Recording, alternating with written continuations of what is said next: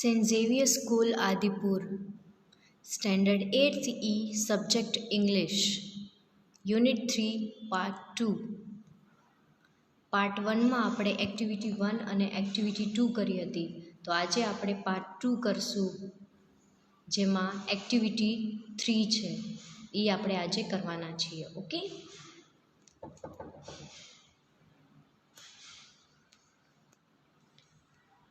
Hello dear students. તો આજે આપણે પાર્ટ 2માં યુનિટ 3માં પાર્ટ 2માં આપણે એક્ટિવિટી 3 કરવાના છીએ. એમાં મિનિંગ્સ કરશું અને એક પત્ર લખ્યો છે એ આપણે જોશું કે એ પત્રમાં શું લખ્યું છે. ઓકે સ્ટુડન્ટ્સ, તો ચલો સ્ટાર્ટ કરીએ.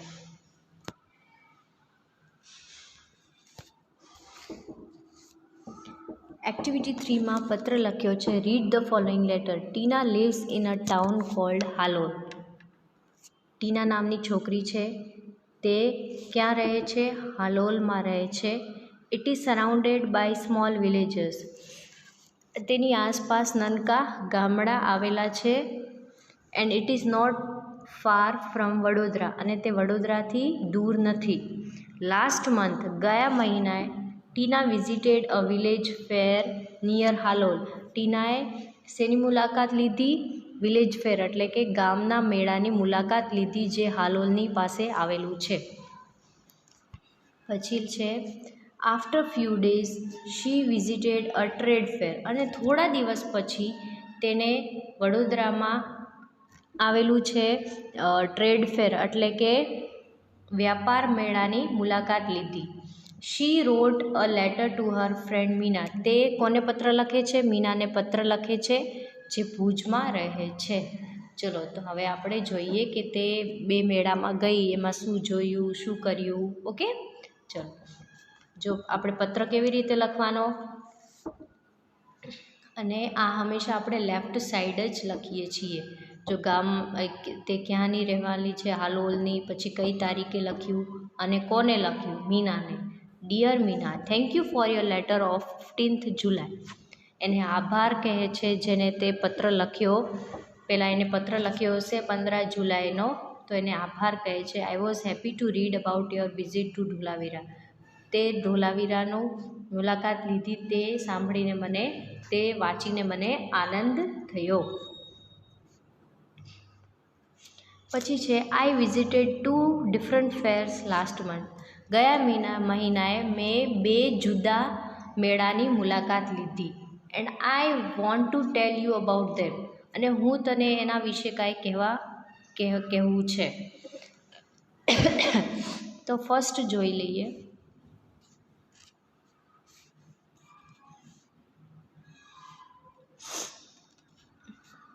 First, I visited a village ફેર. પહેલાં હું શેની મુલાકાત લીધી? વિલેજ ફેર એટલે કે ગામના મેળાની. ક્યાં આવેલો છે? જે હાલોલ અને પાવાગઢને વચ્ચે આવેલો છે ગામનો મેળો, ત્યાં મુલાકાત લીધી.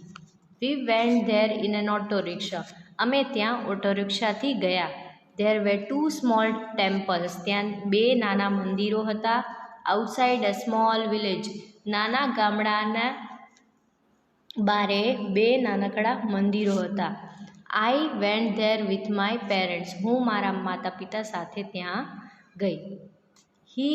વી reach there in the evening. અમે ત્યાં સાંજે પહોંચ્યા. The open ground between the 2 temples was full of people. તે જે 2 મંદિર હતા ને, એની વચ્ચે એક ખુલ્લું મેદાન હતું, ત્યાં પૂરા માણસોથી ભરચક હતું. There were many shops. ત્યાં ઘણી બધી દુકાનો હતી. હવે શેની દુકાનો હતી? જો યાદ રાખવાનું કે ગામના મેળામાં શેની દુકાનો હતી? ટોય શોપ્સ એટલે કે રમકડાની દુકાનો, સ્વીટ શોપ્સ એટલે કે મીઠાઈની દુકાનો, અને કલરફુલ બજાર of household items. Household items એટલે કે ઘરની વસ્તુઓની આઇટમો હોય એના માટે શોપ્સ હશે. ઘરનો ઉપયોગ માટે જે વસ્તુઓ યુઝ થાય ને એ. Some children were standing in front of a toy shop. તમે જોતા હશો ઘણા છોકરાઓ જ્યાં રમકડાની દુકાનો જોવે ત્યાં જ ઊભા રહીને જોતા હોય. તો એ પણ એવી રીતે જ કહે છે કે ટોય શોપ હતી એટલે કે રમકડાની દુકાન હતી, એની સામે જ છોકરા ત્યાં ઊભા રહી જોતા હતા. They were looking at a small plane. હવે તે શેને જોઈ રહ્યા હતા? એક સ્મોલ પ્લેન એટલે કે એક નાનકા વિમાનને જોઈ રહ્યા હતા.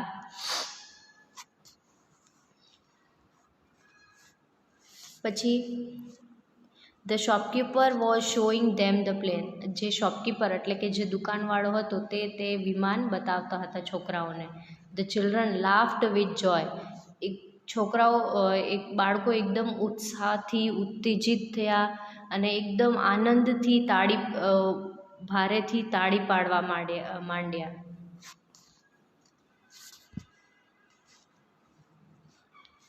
પછી છે we also saw a merry go round and a giant wheel. અમે એક નાનું ચકડોળ જોયો અને એક મોટો ચકડોળ.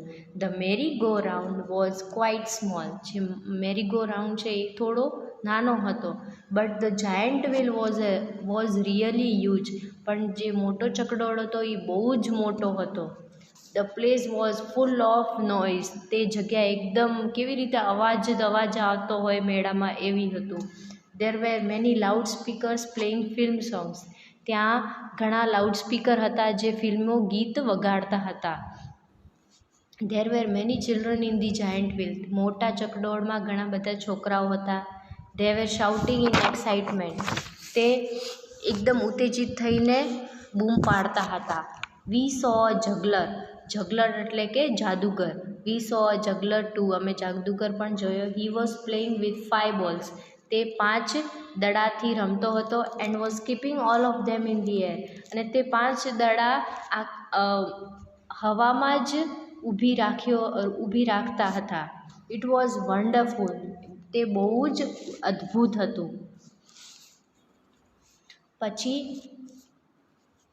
આફ્ટર સમ ડેઝ એટલે કે થોડા દિવસ પછી વી visited a trade fair in Vadodara. અમે વડોદરામાં ટ્રેડ ફેર એટલે કે વ્યાપાર મેળાની મુલાકાત લીધી. It was a school trip. તે જે શાળાનો પ્રવાસ હતો.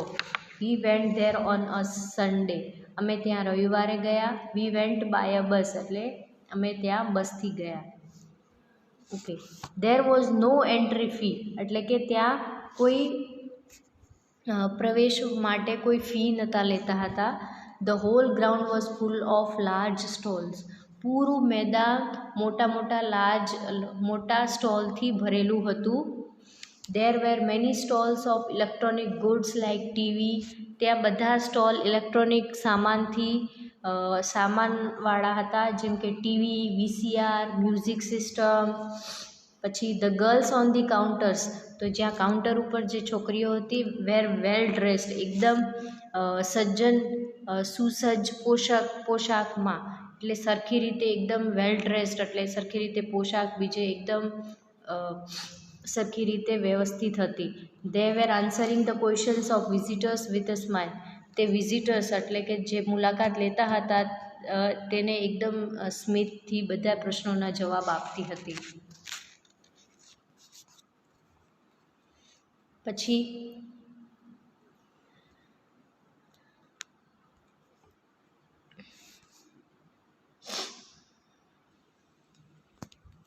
નેક્સ્ટ છે there was another row of stalls. જે બીજી રો એટલે કે બીજી હાર હતી એમાં સ્ટોલ્સ હતા. શેના સ્ટોલ હતા? Things like fridge and washing machine. ફ્રીજના અને વોશિંગ મશીનના હતા. One salesman was demonstrating the use of mixer grinder. જે એક સેલ્સમેન હશે તે એનો ઉપયોગ કેવી રીતે મિક્સર ગ્રાઇન્ડરનો કરવો જોઈએ તે ડેમોન્સ્ટ્રેટ કરતા હતા, એટલે કે તેનો પ્રત્યક્ષ ઉપયોગ દેખાડી રહ્યો હતો. 2 યંગ વુમેન વેર આસ્કિંગ હિમ સમ ક્વેશ્ચન. અને 2 યુવાન મહિલાઓ તેને થોડા પ્રશ્ન પૂછી રહી હતી. We went round and saw everything. અમે બધી જગ્યા ફર્યા અને બધું જોયું. At the other end of the fair એટલે કે જ્યાં મેળાની ફર્યા અને મેળાને બીજે છેડે કેટલાક there were some fast food stalls. ત્યાં ફાસ્ટ ફૂડના સ્ટોલ હતા. માય ફ્રેન્ડ ઓર્ડર્ડ પીઝા, મારા મિત્રે પીઝા ઓર્ડર કર્યું, મંગાવ્યું, ઓર્ડર એટલે મંગાવ્યું. And I ordered a glass of lassi, અને મેં લસ્સીનો ગ્લાસ મંગાવ્યો. We sat down for a while, અમે થોડી વાર બેઠ્યા. એન્ડ સેવિયર્ડ ધ ફૂડ, અને જે મંગાવ્યું હતું ખાવાનું તેનો સ્વાદ લીધો. There were a couple of sweet shops, ત્યાં 2 મીઠાઈની દુકાનો પણ હતી. But we did not buy any sweets, પણ અમે કોઈ મીઠાઈ ન ખરીદી. પછી એવી રીતે આ પત્ર પૂરો કરે છે. અને પછી કહે છે we come back in the evening, અમે પછી સાંજે ઘરે પાછા આવ્યા છીએ. Okay I will stop now, okay હવે હું અટકું છું અહીંયા. Convey my regards to your parents, એટલે કે તારા માતા પિતાને મારા વંદન આપજે. યોર સિન્સિયરલી, એટલે કે ખરા દિલથી કોણ? ટીના. ઓકે, તો એવી રીતે આ પત્ર પૂરો થાય છે. મિનિંગ્સ જોઈ લ્યો. સરાઉન્ડેડ બાય એટલે કે તેથી ઘેરાયેલું. ટુ વિઝિટ એટલે કે મુલાકાત લેવી. ફેર એટલે મેળો. ટ્રેડ ફેર એટલે કે વેપાર મેળો. હાઉસહોલ્ડ એટલે કે ઘર ઉપયોગી.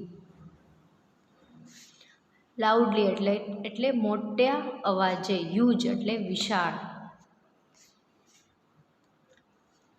પછી જગલર એટલે કે જાદુગર. ટ્રીપ એટલે પ્રવાસ. સ્ટોલ એટલે દુકાન. વિઝિટર એટલે કે મુલાકાતી. ડેમોન્સ્ટ્રેટ એટલે કે પ્રત્યક્ષ બતાવવું. સેવિયર ટુ સેવિયર એટલે કે મજા માણવી. સિન્સિયરલી એટલે કે ખરા દિલથી. ટુ કન્વે એટલે કે પહોંચાડવો. ઓકે, હવે વોકેબ્યુલરી જોઈ લઈએ જે આઈથી છે. આઈડિયા એટલે કે વિચાર. ઇડિયટ એટલે કે તદ્દન મૂર્ખ માણસ. આઈડલ એટલે આળસુ. આઈડલ એટલે કે દેવની મૂર્તિ, પ્રતિભા. પછી ઇલ એટલે કે બીમાર, માંદું. પછી ઇલનેસ એટલે કે બીમારી, માંદગી. ઇમિડિયેટ એટલે કે તત્કાળ. ઇમિડિયેટલી એટલે કે તાત્કાલિક. ઇમ્પોર્ટન્ટ એટલે મહત્ત્વનું. ઇમ્પોસિબલ એટલે અશક્ય. પછી નેક્સ્ટ ઇન્ફોર્મેશન એટલે કે માહિતી. ઇન્ક્વાયરી એટલે કે પૂછપરછ. ઇન્સેક્ટ એટલે જંતુ. ઇન્ટેલિજન્ટ એટલે કે બુદ્ધિશાળી, હોશિયાર. ઇન્ટરેસ્ટ એટલે કે રસ. ઇન્ટુ ની અંદર. ઇન્વેન્ટ એટલે કે શોધ કરવી. ઇન્વેન્શન એટલે કે શોધ. ઇનવાઇટ એટલે કે આમંત્રણ આપવું. ઇન્વિટેશન એટલે કે આમંત્રણ. આયન એટલે કે લોખંડ, લોઢું. ઇસ્ત્રી કરવી. ઇરેગ્યુલર એટલે કે અનિયમિત.